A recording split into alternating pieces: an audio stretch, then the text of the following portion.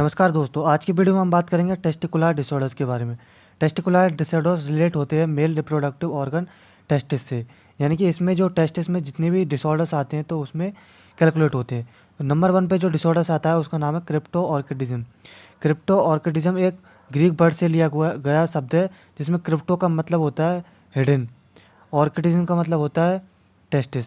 जब जो scrotum sac होता है उसमें टेस्टिस हिडन होता है, यानी कि वहाँ पर नहीं होता है, तो उस परिस्थिति को हम कहते हैं क्रिप्टो ऑर्किडिज्म। क्रिप्टो ऑर्किडिज्म एक कंजेनिटल डिसऑर्डर है। कंजेनिटल यानी कि बच्चा इसको पैदा होते ही लेके पैदा होता है। जब कभी भी जो टेस्टिस होता है वो स्टोमच में यहाँ पे डिसेंड नहीं होता है, यानी कि नीचे नहीं आता है स्क्रोटम में, तो ऐसी परिस्थिति में उसे अनडिसेंडेंट टेस्टिस कहते हैं। अनडिसेंडेंट टेस्टिस का मतलब हो ये टेस्टिस नीचे नहीं आया है।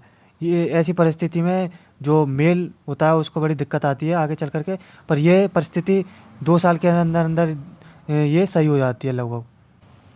दूसरे नंबर पर जो डिजीज आती है उसका नाम है हाइड्रोसिल। हाइड्रोसिल नाम से पता चल रहा है, हाइड्रो का मतलब होता है वाटर यानी कि फ्लूइड, और सील का मतलब होता है स्वेलिंग।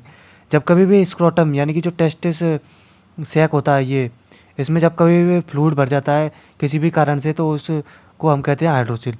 ये ज़्यादातर नॉर्मली डेंजर नहीं होती है, इसमें पेन भी नहीं होता है, और इसका जो कॉज है वो अननोन होता है, यानी कि पता नहीं है किसी चीज़ से होता है। तो नॉर्मली जब कभी भी स्क्रोटम सैक यानी कि ये जो होता है उसमें पानी भर जाता है, तो उस परिस्थिति को हम कहते हैं हाइड्रोसील। तीसरे नंबर की जो डिजीज आती है उसका नाम है वेरिकोसील। वेरिकोसील जैसे नाम से पता चल रहा है, ये वेरिकोस वेन होती हैं टेस्टिस की। इसमें होता क्या है, जब ये वेन होती है टेस्टिस की, इनमें स्वेलिंग आने लगती है, यानी कि जो ब्लड होता है उसमें डीऑक्सीजनेटेड वो जमने लगता है, इसमें रुक जाता है। किस कारण से रुकता है, जब कभी भी वेन सही से काम नहीं कर पाती हैं, या फिर जो आसपास की जो स्ट्रक्चर है उसकी वजह से दबाव पड़ने के कारण वो वेन रुक जाती है, तो उसकी वजह से प्रॉपर सर्कुलेशन नहीं हो पाता है और ये जो ब्लड है उसमें रुक जाता है। तो इसके कारण से बहुत सी दिक्कतें आती हैं, जैसे कि जो स्पर्म प्रोडक्शन है वो भी कम हो जाता है, और जो टेस्टिस की साइज़ है वो भी घटने लगती है। तो इस तरह से प्रॉब्लम आती है। जैसे कि अगली जो प्रॉब्लम आती है वो टेस्टोस्टेरोन लेवल यानी कि जो मेल हार्मोन होता है उसमें भी कमी देखने को मिलती है।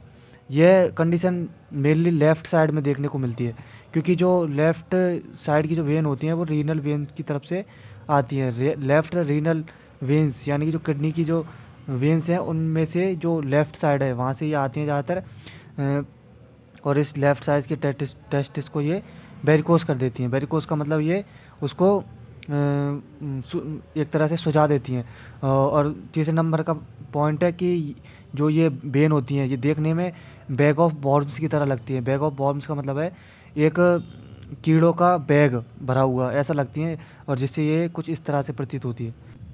चौथे नंबर की जो डिजीज़ है उसका नाम है एपिडिडायमाइटिस। एपिडिडायमाइटिस का जो मतलब होता है उसका नाम में ही छुपा हुआ है। एपिडिडायमाइट में से एक स्ट्रक्चर है जो कि टेस्टिस के ऊपर देखने को मिलता है कुछ इस तरह का। आइटिस का मतलब होता है इन्फ्लामेशन। इन्फ्लामेशन मोस्टली होता है बैक्टीरिया, वायरस और फंजाई के द्वारा। जब कोई भी इन्फेक्शन होता है तो उसकी वजह से जो बॉडी की प्रतिक्रिया होती है उसमें वो सूजन और इन्फ्लामेशन की पूरी प्रक्रिया होती है, उससे प्रतिक्रिया करती है। तो ऐसी स्थिति में ये एपिडायमाइटिस हो जाता है। तो ये होता किन किन कारणों से, मोस्टली वायरस, बैक्टीरिया और फंगाई के द्वारा होता है। जब जब कभी भी अनप्रोटेक्टेड सेक्स और एसटीडी जैसी कंडीशन में ये देखने को मिलता है, और ये ज़्यादातर इन्हीं के कारण फैलता है। हमारी जो चौथी और आखिरी डिजीज है उसका नाम है ऑर्काइटिस। ऑर्काइटिस जैसे कि नाम से ही पता चल रहा है, और ऑर्किस का मतलब होता है टेस्टिस, और आइटिस का मतलब होता है इन्फ्लामेशन। इन्फ्लामेशन यानी कि इन्फेक्शन। जब कभी भी टेस्टिस में कोई भी इन्फेक्शन होता है तो उस स्थिति को हम कहते हैं ऑर्काइटिस।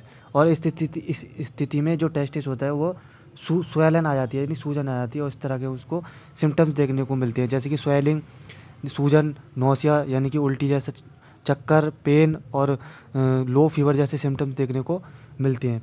यह स्थिति मेनली होती है कब होती है, जब यूटीआई यानी कि यूरिनरी ट्रैक्ट इन्फेक्शन और एपिडेमाइटिस यानी कि जो एपिडेमाइटिस का जो इन्फेक्शन होता है उस समय, और एसटीडी, अनप्रोटेक्टेड सेक्स और सिस्टमिक डिसीज़ जैसे कि influenza, TB, mumps, rubella, pneumonia, इन तरह की डिजीज़ में भी ये ज़्यादा कारगर हो जाता है। और जब कभी भी इम्यूनिटी नीचे चली जाती है यानी कि कम हो जाती है, तो उस समय ये संक्रमण ज़्यादा बढ़ जाता है।